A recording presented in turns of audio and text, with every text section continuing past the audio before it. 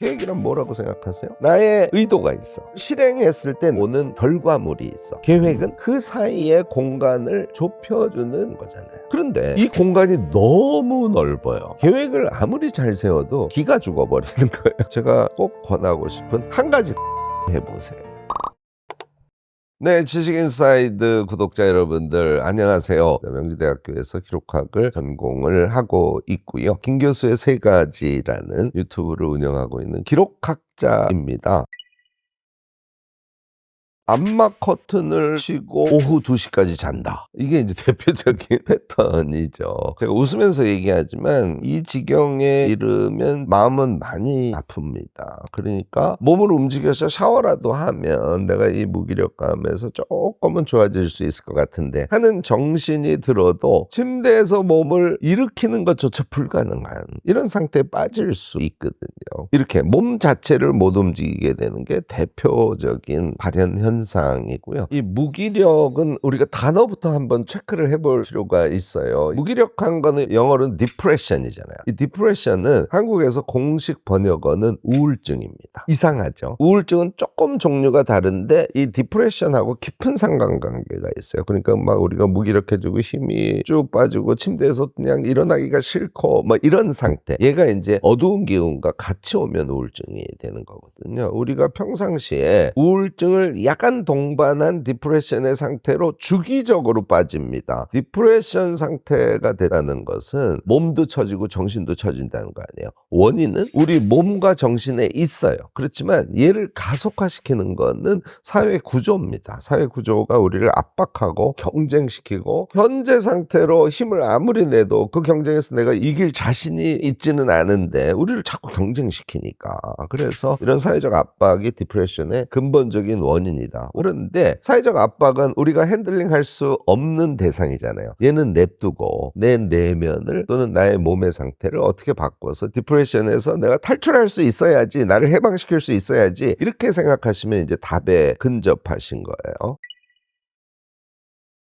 무지하게 도움이 되죠. 제가 항상 이와 관련해서는 세 가지의 중요한 특성을 얘기하죠. 이동하시고 발산하시고 밝은 빛과 맑은 공기를 마시셔야 되는 거예요. 거기다가 조금 운동에 곁들여져. 운동 행위가 우리에게 재미를 느끼게 하거든요. 최고의 이동 행위죠. 발산, 동네에 그래도 가장 밝은 곳에 잠시 앉아서 햇볕을 느끼셔야 돼요. 이제 이런 것들이 좀 쌓이시면 여러분들은 무기력으로부터 쉽게 탈출할 수 있어요. 방법은 각자가 다를 수 있어요. 그렇지만 내가 세 가지의 무기력으로부터 나를 해방시키는 길을 알고 있으니까 실천을 해서 일상으로 다시 돌아올 수 있어! 이렇게 생각하고 무기력을 대응하시기 바랍니다. 제가 여러분들께 꼭 권하고 싶은 한 가지 메모해 보세요. 자신을 극단적 무기력으로 빠지게 한 사건을 써보세요. 그냥 사건의 개요가 뭐지? 직접적인 원인이 뭐지? 써보세요. 요거 하나로 그다지 큰일이 아닐 수 있다라는 여러분들의 긍정적 해석, 이것이 가능해질 겁니다. 가정을 해보자고요. 회사에서 너무나 큰 실수를 해서 너무 창피해. 이런 거 우리 못 견디거든요. 심지어는 내가 지금 잘리기 직전이야.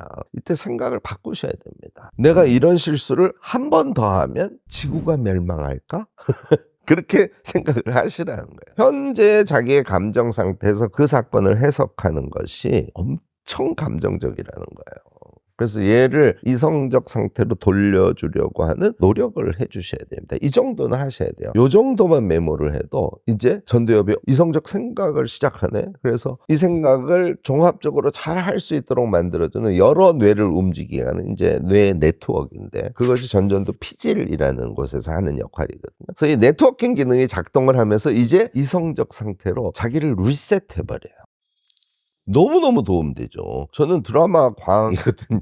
드라마를 너무 좋아해요. 그래서 내가 전혀 다른 상황 속에서 삶을 살아가는 것과 같은, 마치 연극과 같은 그런 느낌을 받게 되거든요. 현재의 내가 갖고 있는 여러 가지 고민들, 스트레스들, 이런 것들에서 잠시 빠져나올 수 있는 그런 기회가 됩니다. 영화나 드라마를 보고 그래서 거기에 감정이입을 해서 내가 그 안에 푹 들어갔어. 그 다음에 어떡할 거냐? 아까 답 드렸잖아요. 그때 꼭 메모를 하셔야 되는 거예요. 메모를 하시고, 이 상황에서 나의 1화는 뭐, 2화는 뭐, 3화는 뭐, 이렇게 자기에게 묻고 써보시면 디프레션에서 빠져나올 수 있습니다. 몸을 실제로는 쉬어주는데 몸이 산뜻하게 느껴지지 않는 이유는 수면에 문제가 있다는 거예요. 그래서 여러분들이 꼭 고치셔야 될 거는 몸이 푹 쉬지 못하게 만드는 요소들을 우리는 아무렇지도 않게 자기 일상에 끌고 들어와 버려요. 예를 들어서 새벽 2시에 김 교수가 나오는 유튜브를 보고 있다든지, 아침에 일어나는 시간이 불규칙하다든지, 이제 이런 것은요 육체적 피로를 가중시킵니다. 그러니까 몸은 실제로는 푹 쉬어주는데 결과적으로는 육체적 피로가 가중돼요. 왜 그러냐면 수면을 한다는 거는요 푹 자는 걸 의미해요. 그냥 심플하게 이렇게 생각하시면 돼요. 뇌에 편도체도 있고 전두엽도 있고 이런 중요한 부위들의 사이가 약간씩 공간을 열어줍니다. 그리고 거기에 뇌 수액이 흘러서 뇌를 깔끔하게 만들어줘요. 뇌를 쉬어주게 하는 기능이죠. 숙면은 뇌를 쉬어주는데 굉장히 중요한 역할을 해요. 뇌가 여러분들 얼마나 많은 에너지를 쓰는 줄 아세요? 뇌는 잘 때도 에너지를 씁니다. 숙면만 제대로 하면 몸의 피로도, 육체의 피로도는 훨씬 더 줄일 수 있거든요. 이걸 우선 꼭 하셔야 되고요. 자, 두 번째, 숙면을 취하면 뇌가 리프레시 된다고 했잖아요. 뇌 청소를 해준다 그랬잖아요. 그것만으로 뇌가 건강한 상태가 되느냐? 그렇지는 않아요. 뇌도 엔진이랑 비슷해가지고 얘를 윙 좀 돌려줘야 되거든요. 하다못해 공상이라도 하시기 바랍니다. 영화 좋아하시는 분들은 영화 보세요. 평상시에 자기가 자기를 막 노력해서 성장시키는 것과는 다른 행동, 이렇게 하셔야 여러분의 뇌가 건강해지거든요. 육체를 푹 쉬어줘. 그 다음에 뇌를 맑게 만들어줘. 그러면 우리는 새로 일어설 수 있게 됩니다. 성공이란 그 서열의 상위에 올라가는 것이라고 12년 동안 배웠어요. 그리고 그것을 위해서는 그냥 끊임없이 노력하는 것밖에 방법이 없어. 그래서 죽을 때까지 하고 열심히 노력해서 그 경쟁사회 속에서 내가 비교 우위에 올라야지 하고 여러분들이 배우셨습니다. 비교 우위로 성공하려고 하지 마세요. 다른 사람과 비교해서 내가 조금 더 잘한다? 그럼 뭐 될 것 같죠? 별일 없습니다. 왜냐하면 더 잘하는 사람 또 있거든. 나는 10,000원밖에 없는데 저 친구 10만 원 있어서 10만 원을 갖게 됐어요. 1억을 갖고 있는 사람이 있네. 1억을 가졌어요. 1조를 갖고 있네. 비교는 무의미합니다. 저는 여기다가 한 가지를 추가해서 말씀을 드리고 싶은데요. 여러분들이 추가하셔야 될 거는 잘하고 싶은 열망이 있는 그 대상에 대해서는 잘하는 사람보다 잘하는 것이 아니에요. 탁월성의 수준으로 목표 설정을 하고 글로 향해서 나가셔야 돼요. 망하죠.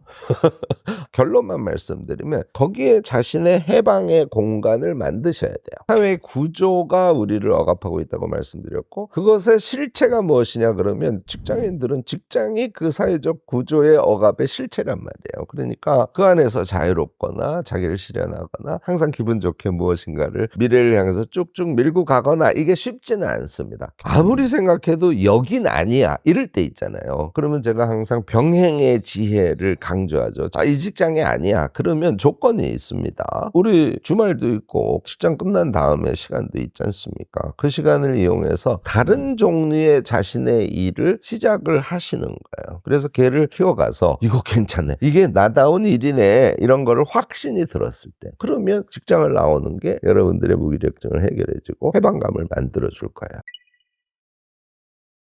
한계에 봉착하는 이유는 가혹한 표현일 수 있는데 현재의 나의 역량이 그 수준에 머물러 있기 때문에 그런 것임을 좀 정확하게 인식하셔야 됩니다. 처음에 얘기했던 디프레션 같은 거 더 자주 오게 되고요. 이생망의 수준으로 가는 것이죠. 자, 여기까지만 얘기해도 여러분들 답의 근원을 아셨죠? 시간이 좀 걸리더라도 현재 자기의 역량에 조금 다른 레벨의 역량을 붙이시는 게 필요합니다. 안 그래도 힘들어 죽겠는데 또 과제를 설정하라고요? 네, 자신의 역량을 한 단계 무엇인가 높여서 극복하려고 하셔야 돼요.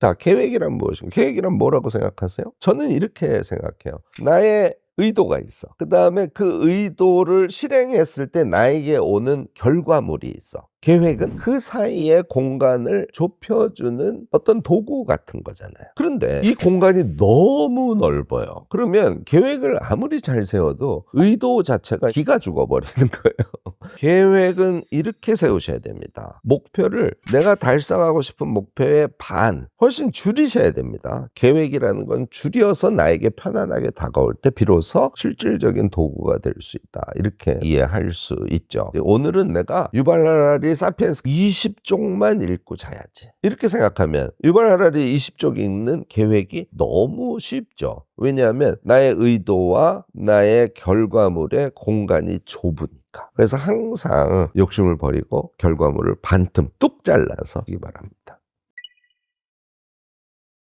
실패가 반복되면 무너진다고 생각하시지 않습니까? 사실 전혀 그렇지 않습니다. 실패를 자주 하는 사람은 무너지지 않아요. 이거 이제 우리가 회복탄력성이라는 용어로 얘기하지 않습니까? 예를 들어서 석박사 과정 가면은 거의 다 세미나에서 발표하는 과제가 많이 주어지지 않습니까? 공부도 충분히 안 된 상태니까 자꾸 세미나를 하고 나면은 마음이 천근만근 무거워지는 거예요. 더 잘할 수 있었는데, 더 멋지게 할 걸. 이게 저한테 병이 됐어요. 우연히 적극적으로 실패해보자, 아예. 그래서 세미나 발표를 연달아서 완전히 실패를 해버려야지. 의도적 실패를 해봤더니 뭐가 보이냐면 내가 실패해도 지구가 멸망하지 않는구나. 이걸 깨닫게 된 거예요. 내가 그동안 부분적인 실패를 큰 실패로 해석을 잘못하고 있었구나 하는 걸 알게 됐어요. 또 적극적인 실패를 경험을 했지 않습니까? 내가 준비 과정에서 항상 시간을 오버하는 것이죠. 실패를 분석하고 성찰하면 내가 어느 방향으로 한 걸음 한 걸음 더 성장해야 되는지라는 것이 선명하게 보입니다. 우리 자신에 대해서도 여러분들 똑같이 생각하시기 바랍니다. 실패를 반복하세요. 그런데 실패하면 과정을 기록을 남기면서 그 실패가 나에게 준 교훈이 무엇인지를 정확하게 인식하고 그 다음 스텝으로 나간다. 그것으로 여러분들은 실패를 극복해 갈 수 있습니다. 성공한 사람들이 갖고 있는 공통적인 특징이 있는데 빅 픽처를 갖고 있다는 거예요. 계획은 사실 클수록 좋아요. 이 빅픽처가 어떤 역할을 하냐면 우리가 작은 계획만 세우다 보면 이리 갔다 저리 갔다 지그재그로 움직여요. 빅픽처가 있으면 지그재그의 폭을 살짝 줄여줘요. 그러니까 헤매는 사람은 이렇게 가요. 우리는 이렇게 가는 거죠.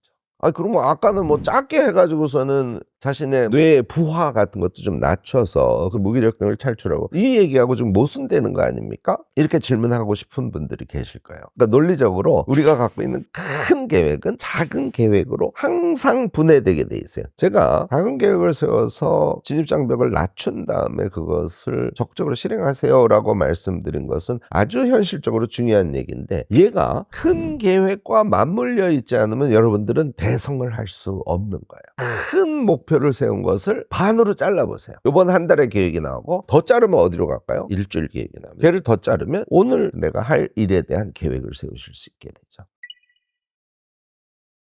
제가 이런 예를 들게요. 내가 피아노를 정말 치기 싫어했는데 우연한 기회에 내가 정말 잘 보이고 싶은 여학생이 생겼어.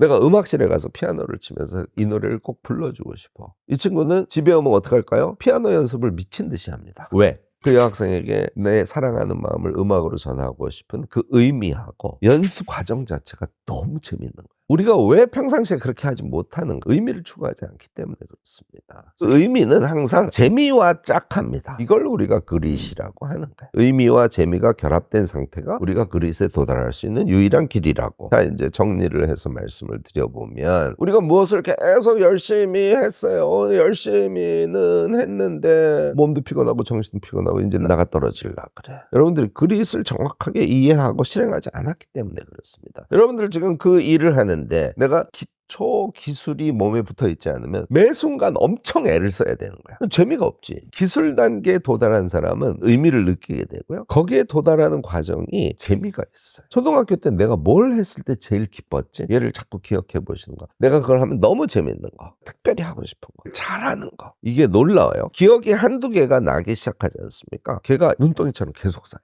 그러면 그것이 나의 인생의 방향이군 하는 방향성까지는 여러분들이 만들어내실 수 있습니다. 그 방향성이 확실히 느껴지면 현재 회사에서 하고 있는 일 중에서도 특히 나랑 잘 맞는 부분이 있고 그런 것에 대한 정확한 해석을 하실 수 있게 돼요. 해석이 되면 나에게 잘 안 맞는 건 어떻게 한다? 네, 망하지 않을 정도로 슬렁슬렁 하세요. 야단을 덜 맞을 수 있는 수준으로. 내가 잘하는 부분은 미친 듯이 하시라고요. 이 강점 부분을 계속 더 키워서 그 행위를 하면 의미도 재미도 느끼는 그릿의 세계를 여러분들의 직장에서도 발휘할 수 있게 되지 않을까요? 기록이지요. 아침에 일어나서 나의 하루를 머릿속으로 그려보지 않는 분들이 계시다면 지금 큰일 났네, 이렇게 생각하시면 돼요. 요걸 이제 제가 계획 기록이라고 하는데, 나의 인생이지 않습니까? 인간이란 이야기를 하는 주체거든요. 오늘 하루의 나의 이야기를 내 스스로 생각하지 않고 하루를 보낸다면 어떻게 될까요? 휘둘리고 지쳐서 오늘은 나 또 이렇게 소모됐네, 이런 나날을 보내게 된다는 거죠. 그것을 막아주는 첫 출발이 플래너에다가 메모를 반복해서 하면 하루가 그려집니다. 첫 번째가 출발이라면 두 번째는 핵심이 되는 실행도구다, 이렇게 생각하시고, 여러분들이 아침에 계획 세운 것 중에 중요한 거 있죠. 그 행위를 하기 전에 반드시 구상 기록을 쓰셔야 돼요. 계획만 세우면 모든 게 그 계획대로 진행이 될까요? 아니에요. 계획도 잊어버려요. 무엇인가 행위를 하는데 어디에다 방점을 둘지, 그래서 내가 최종으로 얻어낼 결과물이 무엇인지에 대한 생각을 하지 않고 그 행위를 하면 휘둘리는 것이잖아요. 그래서 자기가 주관자가 돼서 그 행위를 하려면 여러분들이 매 순간 구상 기록을 쓰는데 익숙해지셔야 됩니다. 오늘 제 얘기 계기로 해서 계획 기록, 구상 기록, 이 두 가지는 쓰신 여러분들 되시면 좋겠습니다.